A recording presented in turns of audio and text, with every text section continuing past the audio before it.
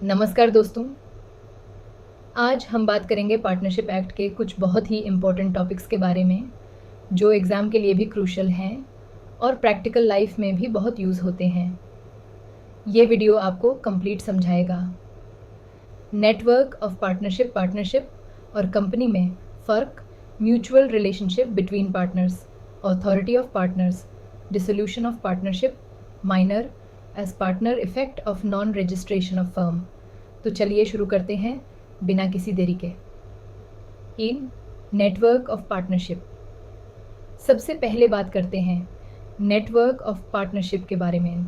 Partnership एक ऐसी relationship है जो दो या दो से ज़्यादा लोगों के बीच होती है, जहां सब मिलकर बिजनेस चलाते हैं और प्रॉफिट्स शेयर करते हैं। ये रिलेशनशिप कॉन्ट्रैक्ट पे बेस्ड होती है, जिसे पार्टनरशिप डीड कहते हैं। नेटवर्क का मतलब है वो पूरा सिस्टम जिसमें पार्टनर्स एक दूसरे से लीगली कनेक्टेड होते हैं। हर पार्टनर फर्म के बिजनेस के लिए एजेंट भी होता है और प्रिंसिपल भी। इसका मतलब अगर एक पार्टनर ने फर्म के बिजनेस के स्कोप में कोई काम किया तो वो पूरा फर्म उसके लिए रिस्पॉन्सिबल होगा। इस नेटवर्क के अंदर राइट्स, ड्यूटीज़ और लायबिलिटीज़ का क्लियर स्ट्रक्चर होता है, जैसे प्रॉफिट शेयरिंग, मैनेजमेंट राइट्स और फर्म के नाम पे कौन क्या काम करेगा। यही नेटवर्क फर्म को स्मूथली ऑपरेट करने में मदद करता है। दो difference between partnership and a company अब समझते हैं कि एक पार्टनरशिप और एक कंपनी में क्या बेसिक डिफरेंस होता है। सबसे पहला फ़र्क है लीगल स्टेटस का। पार्टनरशिप फर्म का अपना लीगल एग्जिस्टेंस नहीं होता, वो सिर्फ पार्टनर्स का ग्रुप होती है।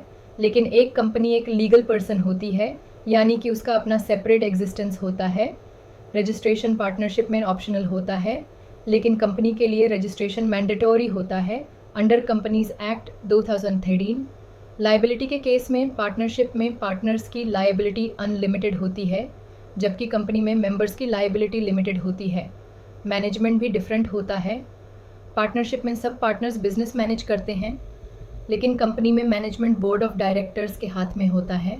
एक और इम्पॉर्टेंट पॉइंट है, पार्टनरशिप डिसॉल्व हो जाती है अगर कोई पार्टनर मर जाए या रिटायर हो जाए, लेकिन कंपनी में परपेचुअल सक्सेशन होता है, यानी कंपनी चलती रहती है चाहे कोई शेयर होल्डर आए या जाए। और फाइनली पार्टनरशिप में शेयर्स या इंटरेस्ट ईजिली ट्रांसफरेबल नहीं होते, लेकिन कंपनी के शेयर्स फ्रीली ट्रांसफरेबल होते हैं। तो कंक्लूजन ये है कि पार्टनरशिप एक फ्लेक्सिबल बट रिस्की स्ट्रक्चर है, जबकि कंपनी एक फॉर्मल और सिक्योर बिजनेस मॉडल है। 3. Mutual relationship between partners. अब बात करते हैं पार्टनर्स के बीच के म्यूचुअल रिलेशनशिप के बारे में। एक पार्टनरशिप सिर्फ प्रॉफिट शेयरिंग तक सीमित नहीं होती। पार्टनर्स के बीच कुछ फंडामेंटल राइट्स और ड्यूटीज़ भी होती हैं। सबसे पहले हर पार्टनर को मैनेजमेंट में पार्टिसिपेट करने का राइट होता है, अनलेस पार्टनरशिप डीड में कुछ और लिखा हो। पार्टनर्स को एक दूसरे के साथ गुड फेथ में काम करना होता है। किसी भी पार्टनर को ऐसा कोई काम नहीं करना चाहिए जो फर्म के इंटरेस्ट के अगेंस्ट हो। पार्टनर्स अपना प्रॉफिट और लॉस शेयर करते हैं। अगर पार्टनरशिप डीड में कुछ मेंशन नहीं है तो प्रॉफिट लॉस इक्वल बेसिस पे शेयर होता है। हर पार्टनर को फर्म के बुक्स ऑफ अकाउंट्स देखने का अधिकार होता है। अगर कोई पार्टनर फर्म के लिए अपने खर्चे से कोई काम करता है तो उसको इंडेमनीफाई भी किया जाता है। एक और इम्पॉर्टेंट कॉन्सेप्ट है म्यूचुअल एजेंसी। हर पार्टनर फर्म का एजेंट होता है, यानी वो फर्म के बिहाफ पे काम कर सकता है और उसके एक्ट्स बाकी पार्टनर्स को बिंड करते हैं। ये रिलेशनशिप म्यूचुअल ट्रस्ट और लीगल ऑब्लिगेशंस पे बेस्ड होती है। अगर एक पार्टनर कुछ गलत करता है तो बाकी पार्टनर्स भी उसके लिए लायबल हो सकते हैं। इसीलिए प्रॉपर कोऑर्डिनेशन और ट्रांसपेरेंसी ज़रूरी है। 4. Authority of partners. अब चलिए समझते हैं पार्टनर्स की अथॉरिटी के टाइप्स और लिमिट्स। हर पार्टनर के पास कुछ अथॉरिटी होती है फर्म के लिए काम करने की। ये अथॉरिटी 3 टाइप्स की होती है। एक्चुअल अथॉरिटी, जो एक्सप्लिसिटली या इम्प्लाइडली उसको पार्टनरशिप एग्रीमेंट के थ्रू दी गई होती है। इम्प्लाइड अथॉरिटी, ये वो अथॉरिटी है जो हर पार्टनर के पास होती है बिजनेस के नॉर्मल कोर्स में काम करने के लिए। अपेरेंट अथॉरिटी, जब थर्ड पार्टी को ऐसा लगता है कि पार्टनर के पास अथॉरिटी है और फर्म ने उस इमेज को चेंज नहीं किया हो।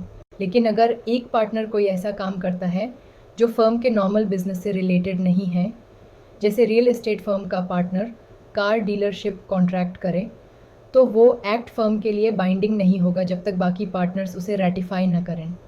इसलिए हर पार्टनर को अपनी बाउंड्रीज़ में रहकर काम करना चाहिए। 5. Dissolution of partnership. आइए अब डिसोल्यूशन का कॉन्सेप्ट देखते हैं। डिसोल्यूशन का मतलब होता है फर्म का एंड, यानी बिजनेस बैंड करना और एसेट्स लायबिलिटीज़ सेटल करना। डिसोल्यूशन कई तरीक़ों से हो सकता है।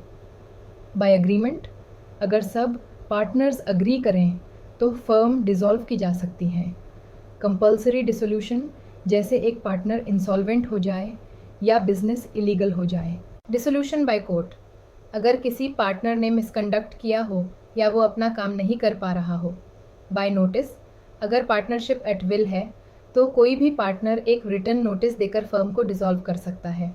डिसोल्यूशन के बाद फर्म के एसेट्स बेचे जाते हैं, डेट्स रिपे किए जाते हैं और बचा हुआ अमाउंट पार्टनर्स में उनके शेयर्स के मुताबिक बांटा जाता है। इम्पॉर्टेंट पॉइंट ये है कि डिसोल्यूशन के बाद म्यूचुअल एजेंसी ख़त्म हो जाती है except for activities related to winding up of the firm. 6. Minor as partner. अब एक यूनिक टॉपिक, क्या माइनर पार्टनर बन सकता है? लॉ के मुताबिक माइनर एक कॉन्ट्रैक्ट साइन नहीं कर सकता, इसीलिए वो फुल पार्टनर नहीं बन सकता। लेकिन section 30 of Indian partnership act कहता है कि एक माइनर को फर्म के बेनिफिट्स में एडमिट किया जा सकता है अगर सब पार्टनर्स अग्री हो। यह माइनर सिर्फ प्रॉफिट्स में शेयर ले सकता है, उसकी लायबिलिटी लिमिटेड होती है, यानी वो लॉसेस के लिए पर्सनली लायबल नहीं होता। माइनर फर्म के बिजनेस में डिसीजन मेकिंग या मैनेजमेंट में पार्टिसिपेट नहीं कर सकता। जब वो मेजॉरिटी 18 ईयर्स रीच करता है तो उसके पास 6 महीने होते हैं डिसाइड करने के लिए कि वो फुल पार्टनर बनना चाहता है या नहीं। अगर वो कंसेंट देता है तो उसकी लायबिलिटी पास्ट एक्ट्स के लिए भी फुल पार्टनर की तरह हो जाती है। अगर वो डिसाइड करता है पार्टनर नहीं बनना तो उसे फर्म से रिमूव कर दिया जाता है, लेकिन उसके पास्ट प्रॉफिट्स उसको मिल जाते हैं। 7. Effect of non registration of firm. अब आखिरी और प्रैक्टिकल टॉपिक, क्या होगा अगर आपकी पार्टनरशिप फर्म रजिस्टर नहीं है? Section 69 of Indian partnership act clearly कहता है कि अगर फर्म रजिस्टर्ड नहीं है तो उसका लीगल स्टेटस वीक होता है। ये कुछ इफ़ेक्ट्स हैं। आप किसी थर्ड पार्टी के अगेंस्ट कोर्ट में सूट फाइल नहीं कर सकते, इवन अगर उन्होंने पेमेंट नहीं किया हो। लेकिन थर्ड पार्टी आपके अगेंस्ट केस कर सकती है, यानी one sided legal disadvantage. Partners एक दूसरे के खिलाफ सूट नहीं कर सकते इन्फोर्स करने के लिए कोई कॉन्ट्रैक्ट। लेकिन रजिस्ट्रेशन का एब्सेंस फर्म के इंटरनल फंक्शनिंग को इम्पैक्ट नहीं करता, यानी कि internal accounts, profit sharing etcetera. इसीलिए ऑल्दो रजिस्ट्रेशन ऑप्शनल है, प्रैक्टिकल लाइफ में रजिस्ट्रेशन ज़रूरी है ताकि आपको लीगल रेमेडीज़ मिलें जब आपको ज़रूरत हो। कंक्लूजन। तो दोस्तों, आज हमने पार्टनरशिप के 7 इम्पॉर्टेंट एस्पेक्ट्स को डिटेल में समझा। Network of partnership, partnership versus company, mutual relationship of partners, partner की अथॉरिटी डिसोल्यूशन और फर्म माइनर पार्टनर का स्टेटस, नॉन रजिस्ट्रेशन का इफ़ेक्ट। पार्टनरशिप एक ऐसा स्ट्रक्चर है जहां म्यूचुअल ट्रस्ट, ट्रांसपेरेंसी और लीगल अंडरस्टैंडिंग सबसे ज़्यादा ज़रूरी है। अगर ये चीज़ें क्लियर हैं तो आपका बिजनेस लॉन्ग टर्म तक स्मूथली चल सकता है। अगर आपको ये वीडियो हेल्पफुल लगा हो तो लाइक, शेयर और सब्सक्राइब ज़रूर करें। मिलते हैं अगले लीगल टॉपिक के साथ। धन्यवाद।